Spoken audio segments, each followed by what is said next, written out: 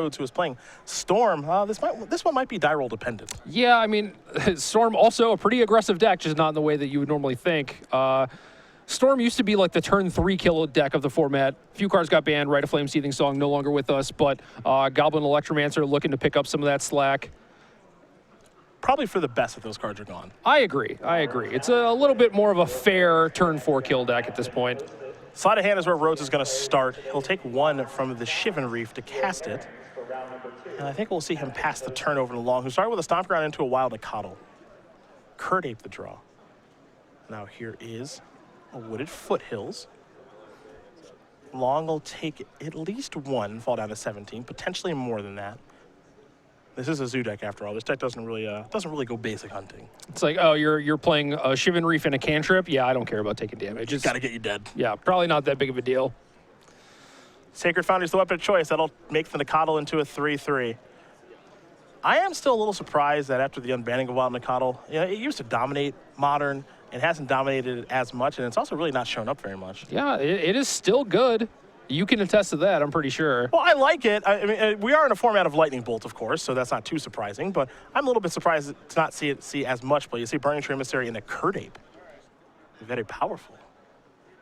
You don't see that very often. I've always been a pretty big fan of Burning Tree Emissary. I don't know how well it lines up in Modern. A 2/2's not very big. It's not, but it's another thing for Tarkus Command, which is very relevant. Yeah. And it helps you get under Lightning Bolt, too, where if you just put a bunch of stuff into play, it's really tough to just, like, Lightning Bolt all those creatures. Affinity kind of does this pretty well, too, where it just, like, puts in a bunch of permanents. They're not, very powerful. It's a bunch of Memnites and stuff, but, like, that damage adds up over time. Steam Fence had to enter the battlefield untapped. There's a Thought Scour. The follow-up now. I think Jessee has to take another one here, which is bad news. It's another Thought Scour, so turn over a couple more cards, and now I get to draw a card. He's tapped out, though. So if Stephen Long has an Atarkus Command, the game is over? That card is a lot of damage. Yeah. 2 mana, 6 damage. Yeah, that card's no joke. Yeah, Jessee could have just played a Pyromancer Ascension and, tried to win the game that way. I think that would have been his route of choice if you were playing against a slower deck. But since he's playing against Zoo, I don't think he has time to mess around with that, I don't think he has time this game. There's a Grim Lavamancer. Sure. There's a Wooded Foothills. Last card in hand for Stephen Long is a Path to Exile, which is essentially a dead one. It can, of course, kill an Electromancer. Which it might be able to. I mean, I think Jessee is probably a little short on a few things. I think he could go Electromancer, Ritual, Past in Flames, but the Past in Flames is probably not going to be good enough. There's a Polluted Delta. But he's like basically a Manamorphose away from winning on turn 3. Which is pretty scary, actually. Right, and that is thanks to Electromancer. Gonna get a basic island. So perhaps this Path to Exile that Stephen Long has in hand is actually necessary.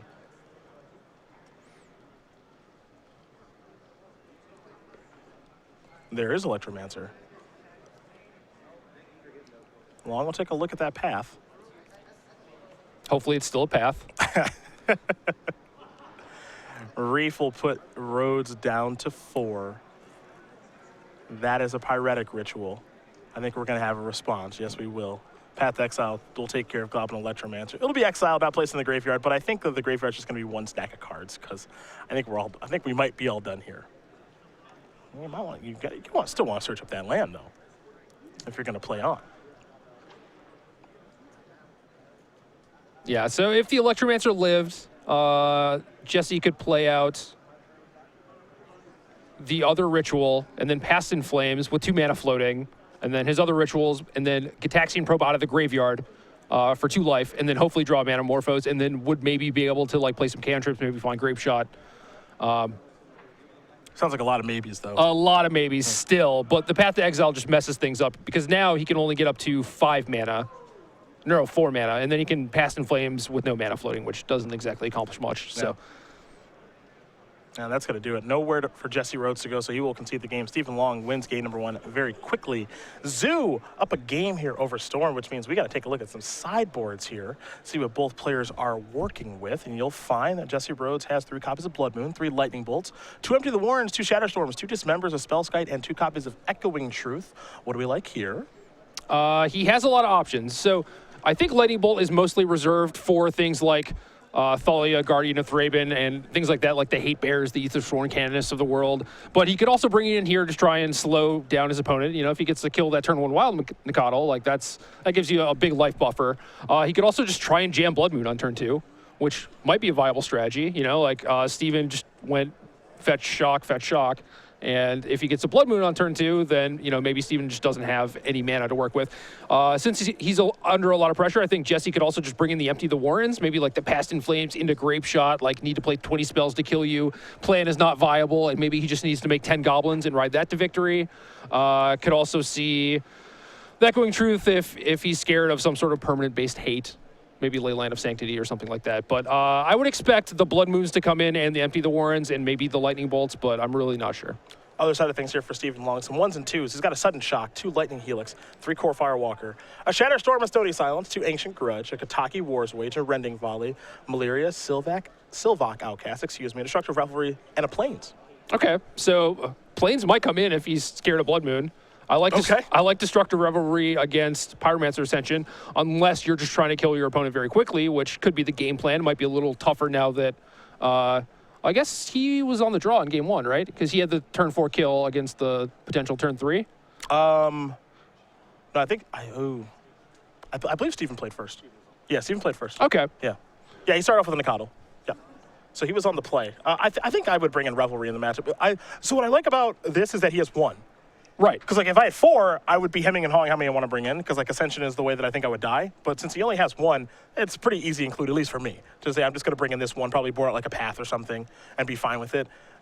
The other stuff is pretty meh. I mean, I don't think there's anything else that's really all that exciting. You still want to be able to hedge your bets against Electromancer a little bit, but you're still going to leave in a card like Lightning Bolt in the matchup. Right, and this just goes to show that Storm is not very popular in this format. You know, Steven has definitely built his sideboard with other decks in mind, not this deck. You don't see anything like Grafdigger's Cage or any sort of like Graveyard Hate, anything like that, which would be very welcome here. Yeah, Storm just is. It's not bad. I mean, obviously Jessee Rhodes is 5-0. You know, it's clearly not a bad deck. It's just not as powerful as it once was. You know, you missed out on those ritual effects and Seething Song and Rider Flame that have been banned, and I think for the best, honestly. I think the deck may have been a little too good if those were legal. We saw a lot of turn 3 kills with the deck. We did. So those cards are long gone, and we'll see how these players use sideboard as they get ready to shuffle up here for game number 2. Jessee Rhodes will be on the play. In the meantime, we're going to be talking about the Fall Creature Collection here with Star City Games. We've got some playmat sleeves and player bundles of some of our game night favorites like the Hippo, the Otter, and the Reindeer, along with our parody playmat of Penguillion Click. So easy to say, just rolls off the tongue naturally. StarCityGames.com/creature collection, where you can go pick up the beautiful Penguillion Click. Easy. It's simple. I'm requesting a raise at the end of the year because this is just so easy. Why wait until the end of the year, Cedric? Good point after the show's over. Just send the email right now. Fair enough. Go to a break. Go to a commercial break. Game number 2 here between Storm and Zoo in just a moment. Modern action here on the Open Series. Round number 6 of 9 today. We have 6 tomorrow. We'll be taking your tweets all weekend long at SCG Live, #SCGDFW. If you haven't been to our coverage page yet, you definitely head that way. You want to see some deck techs with Jeff Hoagland. We'll also have our Allies deck tech, and Nick Miller is searching the floor, looking for more decks to feature in this crazy format. Don't want to say it's Magic's most popular format, but I will say Modern is very popular. I mean, Standard has to be the most popular, right? Yeah. But Modern, I believe, is the second. People just, I mean, I'm a big fan of this format. I know it's kind of degenerate and some crazy stuff happens, but, you know, I'm a big fan. Just embrace the degeneracy. Sure. Get on board, find a degenerate deck to play, and have fun. That's why I like playing Tron and Zoo. I'm not looking to grind people out with Sphinx's Revelations and other nonsense. I'm looking to embrace the degeneracy. Oh, I do see the Destructive Revelry. Not a surprise there, at least in my opinion. You see the opening hand here from Long, thanks to Gataxian Probe, Temple Garden, Windswept Teeth, Wild Nikotl, Bloodstained Mire, no, excuse me. Burning Tremissary, not Bloodstained Mire. Yeah. 2 Lightning Bolts and the Destructive Revelry. I think a keep full hand every time. Yeah, and see, we talked about being proactive, right? And Zoo does this so well, and that's why it was so good way back in the day, like in Extended, whatnot, where it's just like, I don't really care what you're doing. You know, I got some cheap creatures, some interaction, and I'm just going to kill you by turn 4, turn 5. It's Goblin Guide to start. This actually sets up for a pretty nice turn 2 for Long. He's going to search up a Stomping Ground. He's got Temple Guard in his hand. He can play Burning Tree Emissary, then off of the mana, play a Wild Mikado and a Lightning Bolt. Yeah. So you got to like that. And you can get in some early damage right now. So here's an attack for 2. Top card, Faithless Looting. That'll stay there. That'll be the draw step for Rhodes if he wants it to be, which he does not. So he's going to search up a land with the Bloodstained Mire. Is this a lightning bolt incoming or some shortcutting? I think it might be a Lightning Bolt. With basic mountain, I would guess. Yeah. We'll find out in just a moment. It looks like he wants to try to get that off the battlefield. So the interesting thing here, too, with Storm, with the sideboard options that Rhodes has available, is there's a Lightning Bolt in the Goblin Guide. I think it makes sense to bring Lightning Bolt in the matchup. Buy yourself some time, but by doing that, you dilute your deck a little bit. Yeah, exactly. So it's like, are you actually buying the same amount of time, or are you slowing yourself down by casting this, or having Lightning Bolt not be something that is more relevant for your combo? Here's a Thought Scour. 2 cards go to the graveyard, Thought Scour and an island. The Rhodes will get to draw a card, copy a Polluted Delta. He'll pass the turn back over to Long. Long will draw. Looks like he picked up a copy of Arid Mesa. So do you ever try and start fetching around Blood Moon potentially? I think now you kind of have that luxury. You do. You do.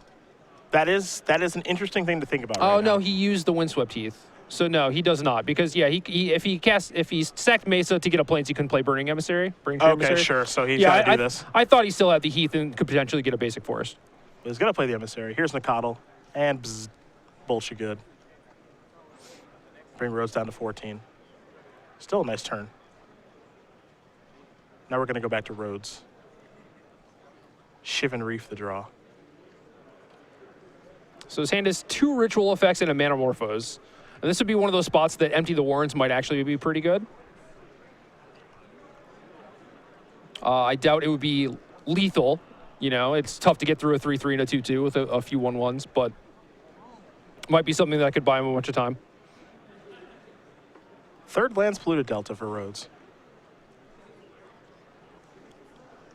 Not sure if maybe he's thinking about trying to cash into Manamorphose here.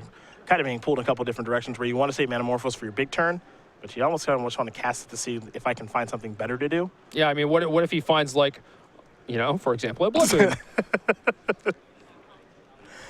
That makes the decision a little bit easier. So here is Blood Moon. In just a moment, he's going to search a Polluted Delta. I think we'll find a basic island. Yeah, so that's kind of my problem with this card, is that it is possible that, sure, you get to find Blood Moon and resolve it against the deck that is pretty vulnerable to it, but they might already have a board presence. So it's like you kind of lock them out from casting future spells, except for the Lightning Bolt that Steven has left over in his hand. But it's like, can you beat this 3-turn clock? Does the Blood Moon actually help you? That's the big question, and I think that's kind of the problem right now, is I'm not convinced that he can beat the 3-turn clock that's out there. So here is Blood Moon, and you see Steven, not even much of a reaction. Okay. Yeah. I guess I've got mountains. Attack you for 5, have a Lightning Bolt open. He can't cast the Atarka's command he drew, so Blood Moon is kind of a help in that regard. So here come the beatdowns. Atarka's command would actually be lethal. Well, Tarkus Command's a silly magic card.